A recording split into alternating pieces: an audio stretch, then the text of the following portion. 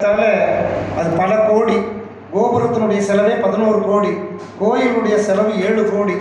நிறைய சிவாச்சாரியர்கள், தென் மாவட்ட சிவாச்சாரியர்கள் எல்லாம் அழைத்து கொண்டு வந்து அவர்களுக்கு பங்களாக்கள் வாடகைக்கு வாங்கி அமர்த்தி முறையோடு செய்கிறார்கள். ஆண்டாள் நாச்சியார் கோயில் போல. அப்படிப்பட்ட ஆழ்வார் அருள்நெறி மன்ற விழாக்குழுவில் தலைவராக நம்ம சுபாஷ் ஐயா இருக்காங்க. அதனைத் தொடர்ந்து செயலாளராக இருப்பவர் நந்தகோபால் ஐயா அவர்கள் 1980ஆம் ஆண்டு கோவை வானொலி நிலையத்தில் சேர்ந்த போது இவர் வேளாண்மை பல்கலைக்கழகத்திலிருந்து கவிதை பாட வந்தார். அப்பொழுது இருந்த ஜி செல்வம் அவர்கள், இயக்குனர் அவர்கள், இவரை தெரியுமா உங்களுக்கு? தெரியாதுங்க ஐயா, இவரும் உடுமலைப்பேட்டை சேர்ந்தவர் தான் என்று சொன்னார்கள். அவர்கள் ஒரு 40 ஆண்டுகள் கோவை அகில இந்திய வானொலியில் விவசாயிகளுக்கான நிகழ்ச்சியில் தொடர்ச்சியாக பேசி வருபவர் நந்தகோபால் அவர்கள் இப்பொழுது வாழ்த்துறை வழங்க அன்பு பாராட்டி அழைக்கின்றோம். அவர்களுக்கு இந்த மன்றத்தின் துணைத் தலைவர் ஏஐஜிஆர் சுந்தரம் அவர்கள் தன் திருக்கரங்களால் சால்வை அணிவித்து சிறப்பு சேர்ப்பார்கள்.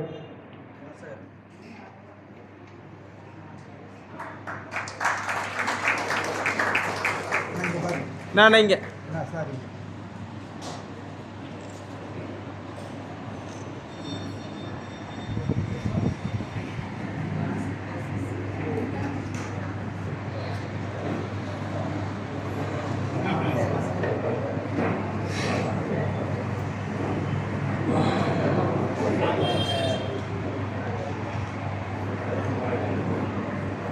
அவைக்கு என் ஆன்றவிந்த கைகூப்பு. இந்த நாள் இனிய நாள்.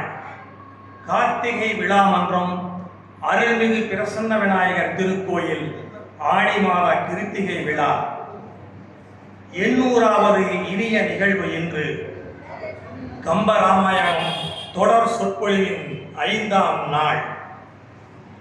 இனிய இந்த நிகழ்வினை தலைமை தாங்கி நடாத்திட ஐஸ்வர்யா நகர் அருள்மிகு கற்பக விநாயகர் திருக்கோயிலுடைய தலைவர், ஆன்மீக செம்மல், பல்துறை பண்பாளர், லோகத்துக்கே நாதனின் பெயர் கொண்ட அரிமா லோகநாதன் வந்து சிறப்பித்திருக்கிறார்கள்.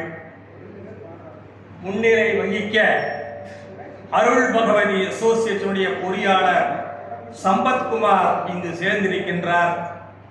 நிகழ்ச்சிதனை பகுத்து தொகுத்து வழங்கிட வானொலி தங்கவேல் இங்கு வந்திருக்கின்றார். கார்த்திகை விழா மன்றத்தினுடைய கவின்மிகு அங்கத்தினர்கள் அனைவரும் இங்கு திரண்டிருக்கிறார்கள். தொடர் சொற்பொழிவினை சென்ற 4 நாட்களாக வந்து கேட்டு இன்புற்றுக் கொண்டிருக்கின்ற பக்த கோடிகள் எல்லாம் இங்கு திரண்டிருக்கிறார்கள்.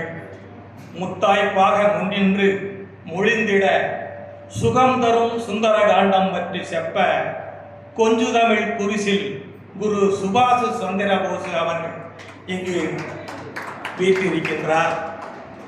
அன்னாருடைய 2 நூல்கள் ஏற்கனவே வெளிவந்து தமிழகம் எங்கும் நூலகங்களிலே இருக்கின்றது.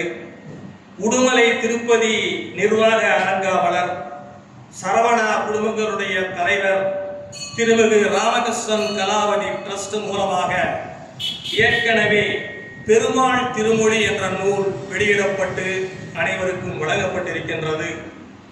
வருகின்ற மாதங்களிலே ஆகஸ்டிலே தித்திக்கும் திருப்பாவை விளக்கம் என்ற ஒரு நூல் வெளியிடப்பட இருக்கின்றது. அதுவும் திருமதி திரு ராமகிருஷ்ணன் கலாவதி டிரஸ்ட் அவர்களால் வெளியிடப்பட இருக்கின்றது.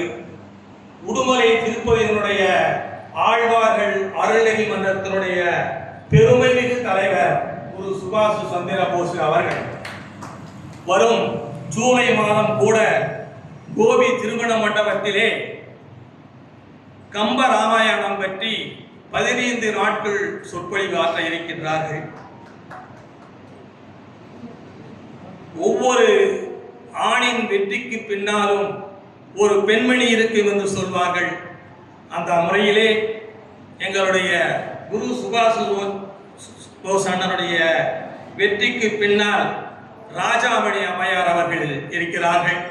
அவர்கள் எழுந்து அனைவருக்கும் வணக்கம் செலுத்தும்படி அன்புடன் கேட்டுக்கொள்கின்றோம். ஏன்னால் குரு சுபாஷ் சந்திர போஸை பற்றி எல்லாருக்கும் தெரியும். ராஜாமணி அம்மையாரை பற்றி பல பேருக்கு தெரியாமல் இருக்கலாம். அந்த நோக்கத்தில் அதை சொன்னேன்.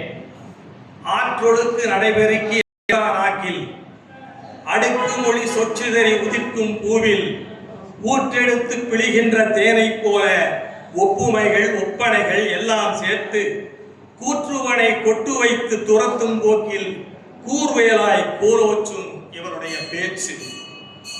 குற்றால தேனருவி கொட்டுகின்ற பாவனைகள் வளாத கற்பனைகள் வளமான சொயல் நயத்தால் அடைந்து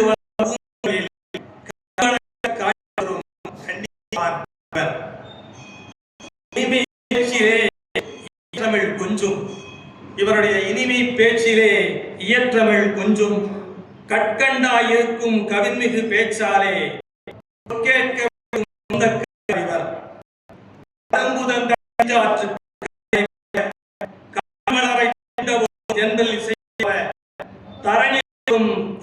தமிழால் தரணி புகழும் தங்க தமிழால் சிகரம் தொடரும் இயலும் எனும் சிந்தைகளில் உண்முதனை செப்ப இருக்கின்றார் என்று செந்தமிழ் வல்லாரிடத்து செழித்து வரும் இவர் பேச்சு கொண்டல் காற்று.